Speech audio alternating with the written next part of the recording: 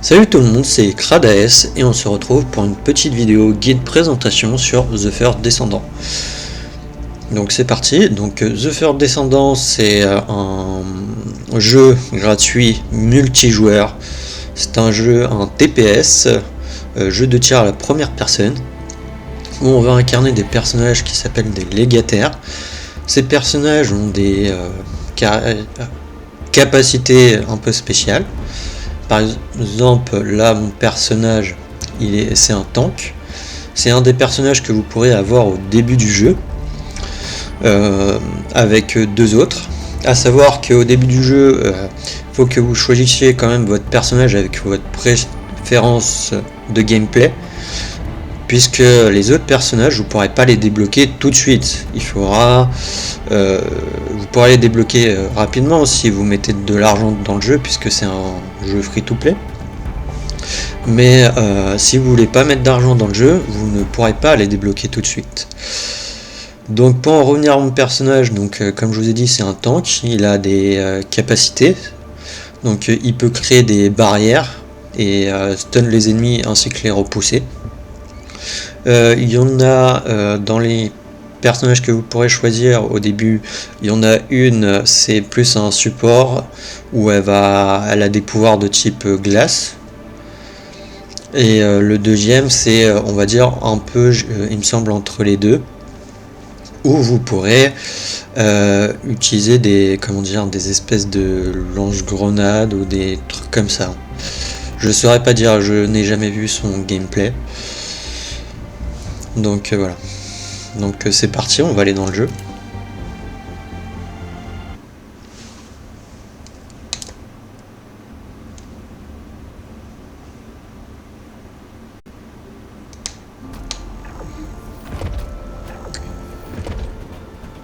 Donc là, on se retrouve à ce qu'on appelle Albion. Ça va être le centre de commandement.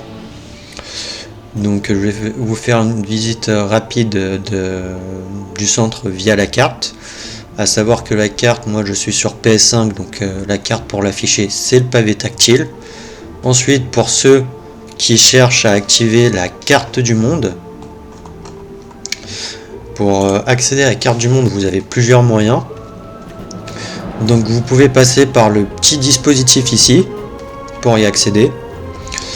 Vous pouvez accéder avec la flèche du haut à la carte du monde, mais en passant directement par le pavé, vous pouvez aussi accéder à la carte du monde. Si vous regardez en bas de votre écran, vous avez des touches qui vous disent que c'est. Donc là, vous voyez que si je appuie sur la carte du monde, je peux accéder à la carte du monde. Voilà. Donc, comme je vous ai dit, là, nous sommes à Albion, donc le centre de commandement où on va pouvoir faire améliorer notre personnage et tout. Donc, comme je vous ai dit, là, vous avez le dispositif pour accéder à la carte du monde.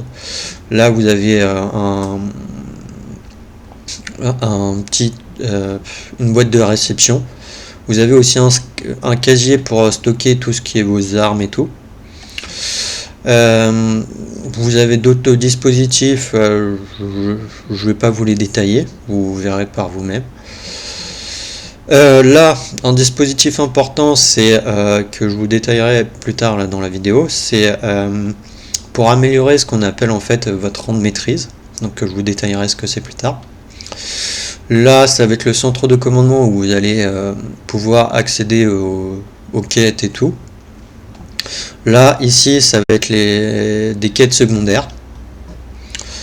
Vous avez ensuite là d'autres trucs, donc un nouveau casier, une boîte de réception. Vous avez aussi un vendeur, normalement, d'armes. Donc, je vous conseille pas de les vendre, vos armes. Je vous expliquerai pourquoi. Vous avez aussi un poste d'établi pour craft des armes. Là, ça va être une personne pour ce qu'on appelle les modules. Je vais vous expliquer rapidement ce que c'est les modules, mais je ferai une autre vidéo détaillée des modules. Ainsi que pour rechercher justement comment dire. Là, ça va être une zone de recherche, donc pour rechercher les personnages. Vous pourrez aussi rechercher des armes. Là je vous ai dit que l'établi c'était pour craft des armes, non, c'est pour les améliorer, les armes, désolé. Voilà, on a fait le petit tour d'Albion. Après vous avez les cercles verts, c'est vos zones de TP où vous pouvez vous téléporter. Voilà. Et du coup je vais vous montrer le gameplay et après je vous détaillerai un peu les trucs. Mais avant ça, j'ai pas expliqué, donc vous avez des menus, donc là vous avez les menus quêtes pour suivre vos quêtes, comme dans tout jeu un peu comme ça. Vous avez aussi le menu social où du coup vous pourrez inviter vos amis pour jouer en groupe, à savoir que normalement c'est des groupes max de 4 personnes. Voir les infos, c'est des comment dire, c'est les infos de ce que vous avez. Donc par exemple là les légataires, c'est voilà, vous voyez toutes les légataires. Donc je vais vous montrer, donc il y a Ajax, mon personnage que j'ai. Vous avez le pic qui est ici comme personnage que vous pouvez débloquer au début, et Vesa. Vous aurez le choix entre ces trois personnages. Et ensuite après là vous avez le journal où vous avez quelques petits succès, donc style trophée et autres. Donc pour le gameplay, je vais aller à la première zone qui est Keystone et à la première zone ici que vous débloquez dès le début. À savoir que les zones, c'est au fur et à mesure de l'aventure que vous allez les débloquer. Alors comme vous pouvez le voir en bas à droite, vous voyez j'ai 3 armes d'équipées, donc on verra l'inventaire après. Donc pour les changer, bon je trouve ça un peu compliqué moi, parce que c'est avec triangle que je change. Et en fait juste en appuyant je prends, si j'appuie juste, je prends juste la deuxième arme. Pour avoir la troisième arme il faut que je reste appuyé. Après pour revenir sur les premières j'ai juste à appuyer. Mais je trouve ça très embêtant parce que comme vous voyez en fait là en bas au milieu vous avez ce qu'on appelle en fait les symboles, j'ai pas le mot adéquat, mais c'est en fait vos pouvoirs. Donc avec par exemple moi L1 plus croix, je vais faire une barrière. Ça va permettre que si les ennemis vont me tirer dessus, je ne vais pas recevoir de dégâts. C'est voilà. J'ai aussi le L1 rond qui va me permettre de stun les ennemis, de faire un bond en avant et de les stun. J'ai le L1 triangle et c'est pour ça que je trouve un peu dommage pour le changement d'arme, mais c'est parce qu'en fait moi j'essaye de faire le L1 plus triangle en même temps et du coup des fois ça me fait le changement d'arme au lieu de faire le pouvoir, qui est embêtant, alors que vous pouvez appuyer sur L1 et après ensuite faire triangle. Et là ça vous fait pas le changement d'arme. Et après j'ai le L1 carré qui va me faire un bouclier en dôme. On a aussi un passif, donc sur mon personnage à vrai dire j'ai pas vraiment pris connaissance du passif, c'est pas vraiment ce qu'il fait. Ensuite vous voyez la jauge bleue, ça va être la jauge de mana enfin là c'est pas du mana, c'est des points magiques que ça s'appelle, des PM. C'est vous allez consommer du coup des points magiques quand vous allez utiliser vos capacités. Vous avez aussi du coup une capacité plus ou moins un truc secondaire où vous pouvez du coup vous voyez moi j'ai équipé une espèce d'épée, donc avec L1 plus R1, et vous avez aussi ce qu'on appelle le grappin. Le grappin voilà, ça fait ça. Ensuite vous voyez ma barre de vie qui est en rouge juste à droite de mon personnage. Vous voyez aussi j'ai les chiffres exacts, donc j'ai 5519 de PV. À savoir que ça moi je les ai affichés parce que de base ils doivent pas être affichés, il me semble. Vous avez aussi juste en haut la barre blanche, c'est la barre de votre barre de bouclier. Donc j'ai 424 de bouclier, pas de défense, de bouclier. Vous avez un bouclier. En haut, les 51, c'est le nombre de munitions que j'ai dans mon chargeur, dans mon arme.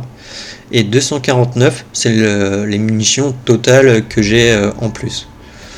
En comptant les 51, les 51 ne sont pas pris en compte dedans.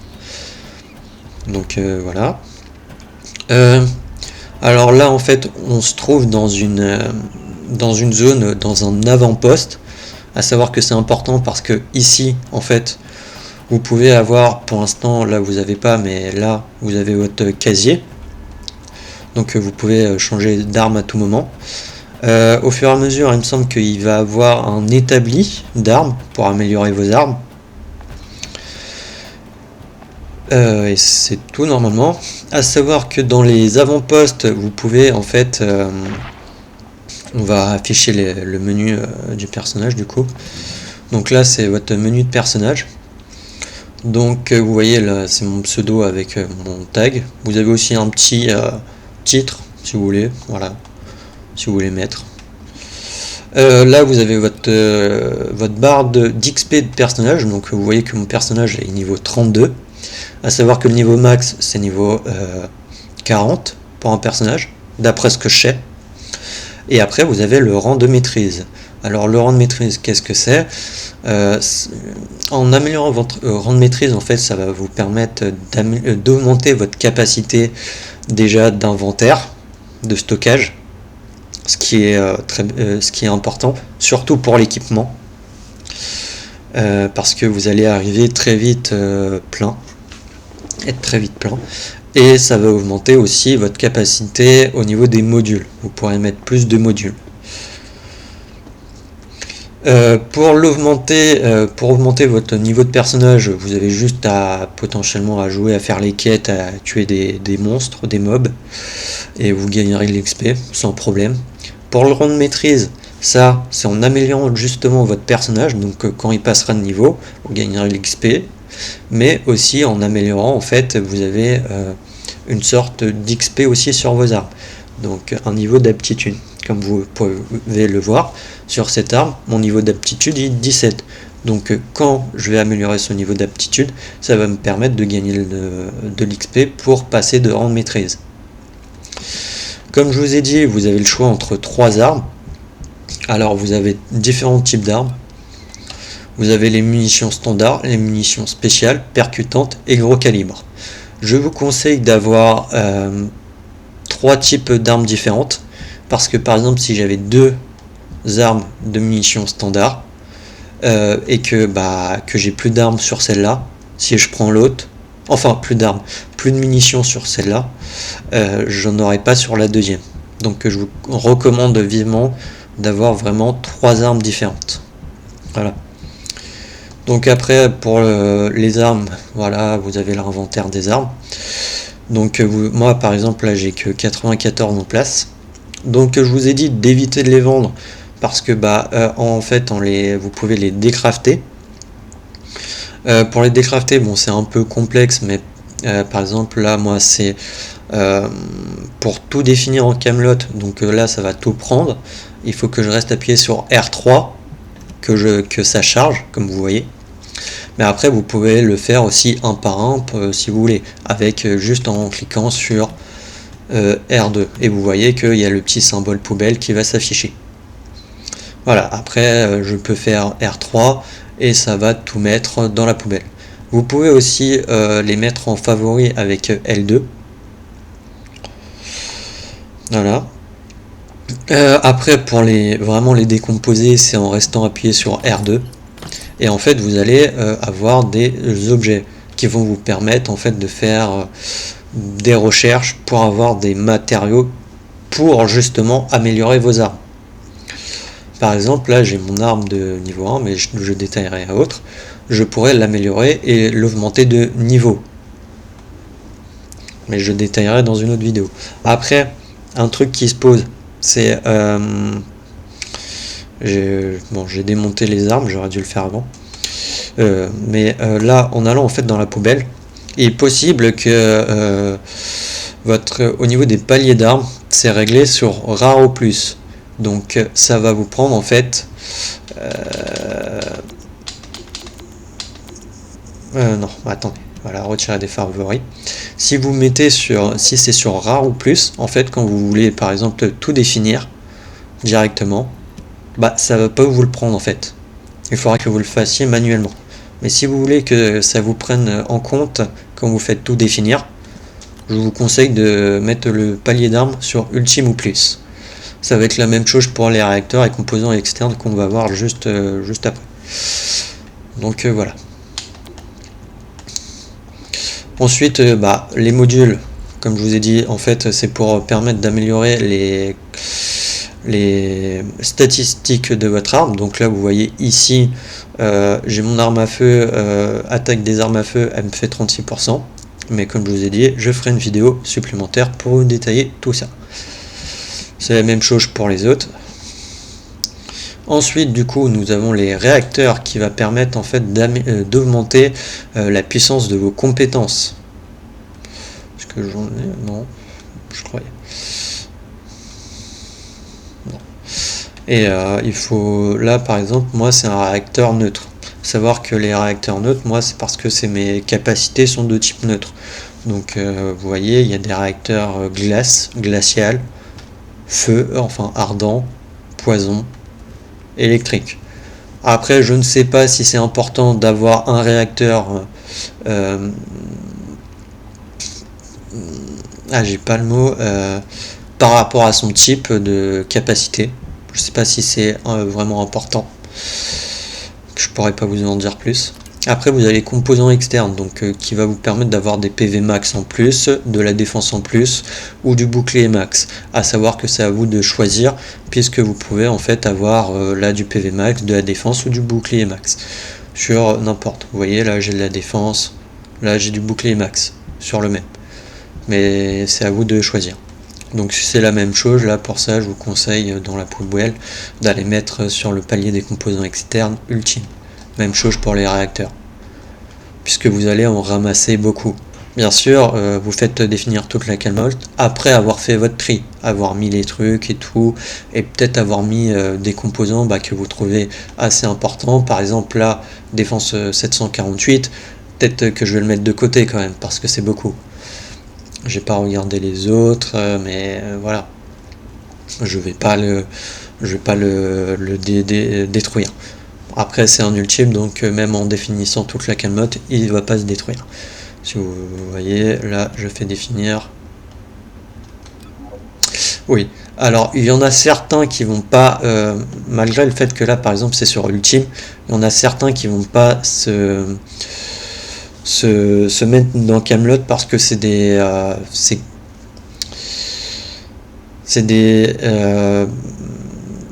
des composants un peu plus spéciaux. C'est pour ça que des fois il y en a certains qui vont pas vouloir se mettre dans la Camelot. Donc après vous avez le menu délégataire où vous pourrez justement choisir de changer de légataire, et c'est là où je voulais en venir. Par exemple là je peux choisir de prendre Bunny. Donc là je vais revenir et vous voyez là j'ai changé, j'ai pris Bunny. À savoir que pour les changements de personnages vous pouvez changer soit Albion, soit justement dans ses camps, dans ses avant-postes. Par exemple là si je vais juste là et que je veux récupérer Ajax,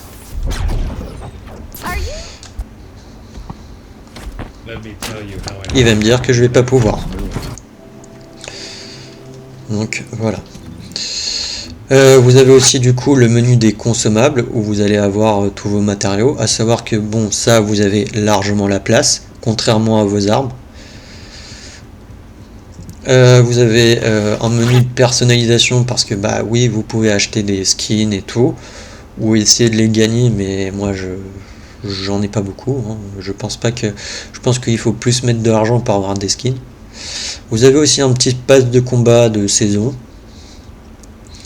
Donc voilà, vous pouvez avoir quelques trucs gratuits, mais bien sûr le pass de saison, il y a une partie payante. Et ensuite vous avez la boutique où vous pourrez acheter justement les apparences de skins ou voir les légataires directement. Comme je vous ai dit, vous pouvez les débloquer soit comme en jouant au jeu, soit en mettant de l'argent dans le jeu. Donc voilà, je vais vous montrer une petite mission quand même de gameplay. Donc là, ça en fait, ça permet d'activer les missions.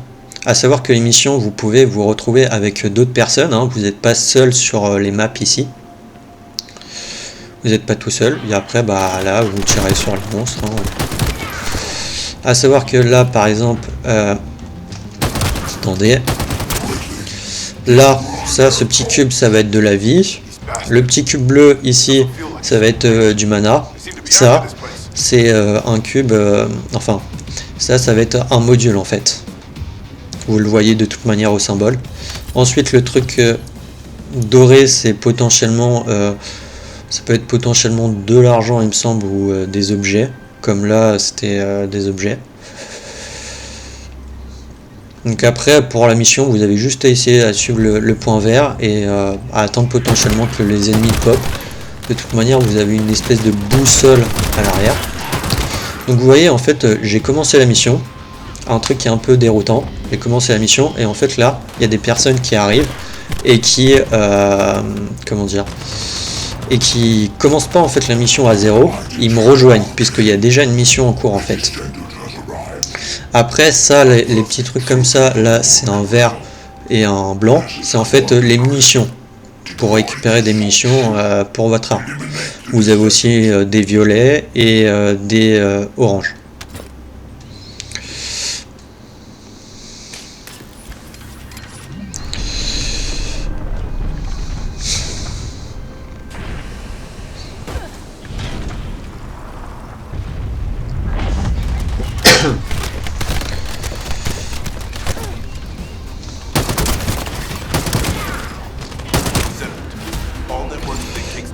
Donc voilà. Après, je vous conseille de suivre le jeu, hein, de faire les quêtes secondaires et de bien lire, hein. J'ai oublié de vous préciser, mais normalement, quand vous activez la quête, juste en bas de la boussole, en fait, qui se trouve en haut à gauche, puisque c'est plus une boussole qu'une carte, une mini-carte, vous avez en fait les détails de la quête. Donc, je vous conseille de la lire pour voir ce que ça fait. Ça, les petits trucs là que je viens de récupérer, ça vous donne des objets de craft et tout. Du coup, comme je vous ai dit, là sur la carte, comme vous avez pu voir, on n'est pas tout seul. Et les missions comme ça, vous n'allez pas les faire tout seul. Donc, comme vous avez pu voir, moi, quand j'ai commencé la mission, il n'y en avait pas en cours. Mais les deux qui ont rejoint, bah, la mission était déjà en cours. Donc des fois, vous pouvez vous retrouver à rejoindre une mission et c'est déjà quasiment fini en fait la mission. Ce qui peut être déroutant. Je suis d'accord, mais bon, c'est comme ça. Mais pour vous faire plaisir, je vais vous signaler qu'il y a des missions justement qui ne sont pas sur la carte et qui vont vous permettre de essayer de la faire tout seul la mission. Savoir qu'il y en a certaines qui sont assez compliquées. Il y en a, moi j'ai essayé de les faire tout seul, il y en a que j'ai essayé de faire tout seul. Au final, j'avais pas réussi et j'ai dû essayer de la faire avec d'autres personnes. Donc comme vous pouvez le voir, il y a aussi du drop, donc vous avez des probabilités de drop, donc ça va être des fois de farm un peu le jeu. Alors, les personnages, vous pourrez pas, par exemple là, il y a un objet pour avoir Bunny, vous pourrez pas l'avoir comme ça. Donc voilà. On va retourner à Albion. Qu'est-ce que j'ai d'autre à vous dire? Ah oui, vous avez les combats d'interception, donc les colosses, il me semble que ça s'appelle, je sais plus, que vous allez combattre au fur et à mesure de l'aventure. Donc voilà, qui vont vous permettre de débloquer des matériaux justement pour les armes ou les personnages. Donc on va se rendre à Albion. Et après, on va se quitter là pour cette petite vidéo présentation.